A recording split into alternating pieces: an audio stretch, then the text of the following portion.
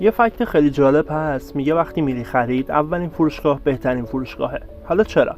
چون ما معمولا فکر میکنیم هرچی انتخابامون بیشتر باشه حالمون بهتره، اما مغز ما اینطوری کار نمیکنه. توی روانشناسی یه مفهومی هست به اسم پارادوکس انتخاب. میگه از یه جایی به بعد زیاد شدن گزینه‌ها نه تنها کمکت نمیکنه، بلکه تصمیم گرفتن رو سخت‌تر میکنه و رضایت رو پایین میاره. یه آزمایش معروف اینو خیلی قشنگ نشون داد. وقتی 24 تا مدل مربا جلو آدم‌ها گذاشتن، بیشترشون فقط نگاه کردن و رد شدن، اما وقتی گزینه‌ها شد 6 تا، خیلی درصد فروش بیشتر شد. چون هر گزینه جدید یعنی یه مقایسه جدید، یعنی شک بیشتر، یعنی این فکر که نکنه یه گزینه بهتری هم هست و من خبر ندارم. مغزت شروع میکنه همه چیزو سبک سنگین کردن و همین باعث میشه خسته بشی. بهش میگن خستگی تصمیم گیری. حتی بدتر از اون، بعد از اینکه انتخاب کردی دیگه ولت نمیکنه، مدام فکر کنی شاید اون یکی رو انتخاب میکردی خیلی بهتر میشد. حالا نتیجه چیه؟ انتخاب بیشتر مساوی با استرس بیشتر، شک بیشتر و رضایتی کمتر.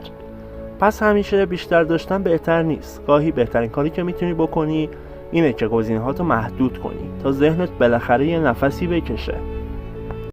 یه فکت خیلی جالب هست، میگه وقتی میری خرید اولین فروشگاه بهترین فروشگاهه. حالا چرا؟ چون ما معمولا فکر میکنیم هرچی انتخابامون بیشتر باشه حالمون بهتره، اما مغز ما اینطوری کار نمیکنه.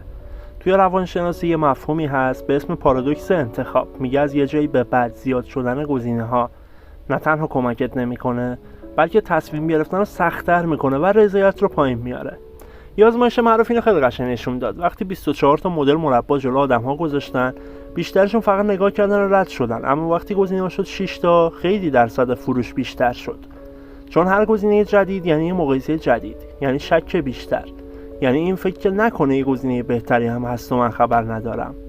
مغزت شروع میکنه همه چیزو سبک سنگین کردن و همین باعث میشه خسته بشی. بهش میگن خستگی تصمیم گیری. حتی بدتر از اون، بعد از اینکه انتخاب کردی دیگه ولت نمیکنه، مدام فکر کنی شاید اون یکی رو انتخاب میکردی خیلی بهتر میشد.